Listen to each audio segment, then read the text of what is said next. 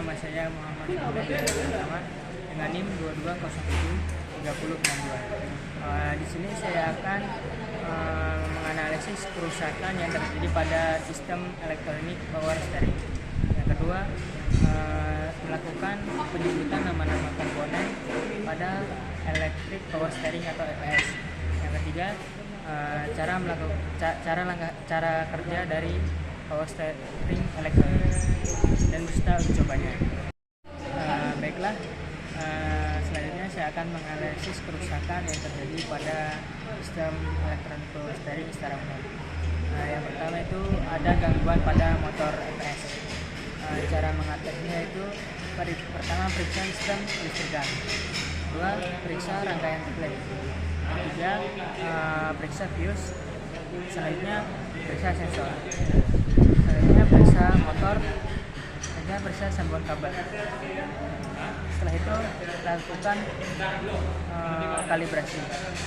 Jika setelah percobaan tersebut dilakukan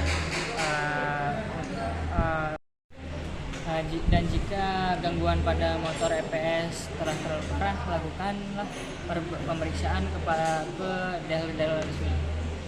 Selanjutnya yaitu kerusakan pada sensor electric power steering dan bila tidak bekerja. Cara mengatasinya itu periksa koneksi, yang kedua periksa tegangan, selanjutnya periksa sensor.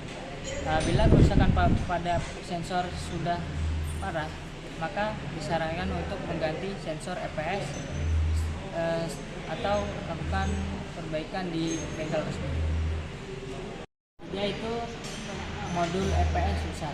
Kalau untuk modul biasanya itu dilakukan perbaikan di bengkel resmi, karena modul EPS elektronik menggunakan sistem komputer.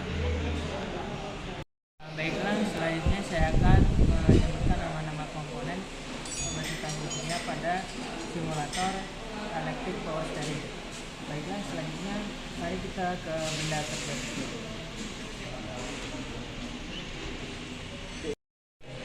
Baiklah, di sini yang pertama ada baterai atau aki yang berfungsi untuk menyimpan energi listrik dalam bentuk energi kimia yang akan digunakan untuk mensuplai listrik ke sistem starter, sistem pengapian, lampu-lampu, dan komponen listrik lainnya.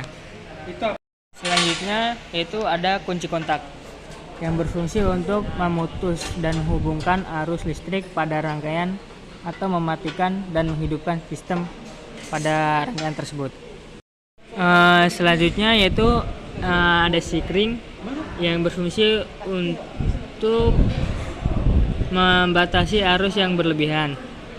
Jika berlebihan ini arus, maka sikring akan otomatis putus. Ada kontrol modul atau ECU. Komponen ini adalah bagian terpenting dari sistem kontrol elektrik. Selain berfungsi utamanya sebagai pengontrol tegangan dan arah putaran, juga dilengkapi dengan non-board diagnostic display atau self diagnostic function dan file save function. Selanjutnya ada motor elektrik yang berfungsi sebagai penggerak bantu dari sistem EPS. Komponen selanjutnya itu ada Visual Speed Sensor atau yang disingkat VSS yang berfungsi untuk mendeteksi kecepatan kendaraan dan membangkitkan sinyal secara profesional tergantung dari kecepatan kendaraan. Ada Torque Sensor yang berfungsi untuk mendeteksi tenaga dan arah putaran setir yang dikonversikan menjadi sinyal listrik yang dikirim ke kontrol modul. Baiklah, selanjutnya saya akan menjelaskan cara kerja dari sistem elektronik power steering atau EPS. Cara kerja sistem elektronik power steering adalah yaitu saat kunci kontak di-on-kan, maka kontrol modul akan memperoleh arus listrik untuk kondisi standby. Bersama dengan itu, indikator EPS pada panel instrumen menyala. Saat mesin hidup, noise super sensor segera menginformasikan pada kontrol modul untuk mengaktifkan motor listrik. Dan plat pun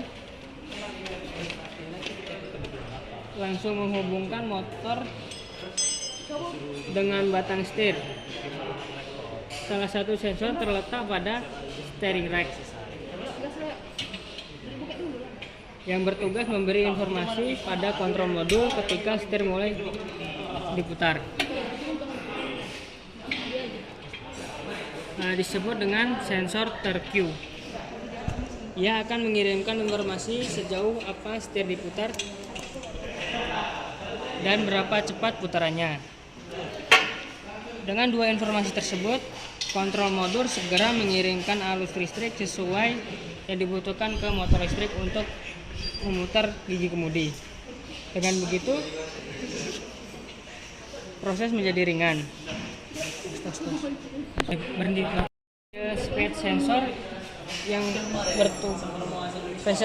bertugas begitu mobil mulai melaju. Sensor ini menyediakan informasi kontrol modul kecepatan kendaraan.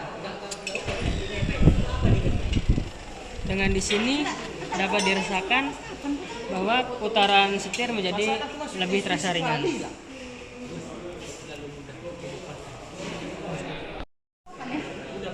Pada kecepatan tinggi umumnya sejak 80 km/jam, yaitu lampu indikator motor elektrik akan dinonaktifkan oleh kontrol modul.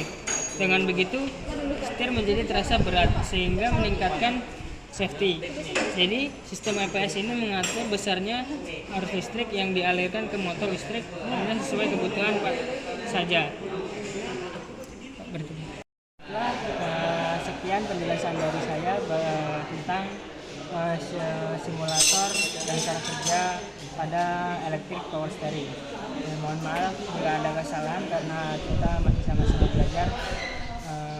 Assalamualaikum warahmatullahi wabarakatuh.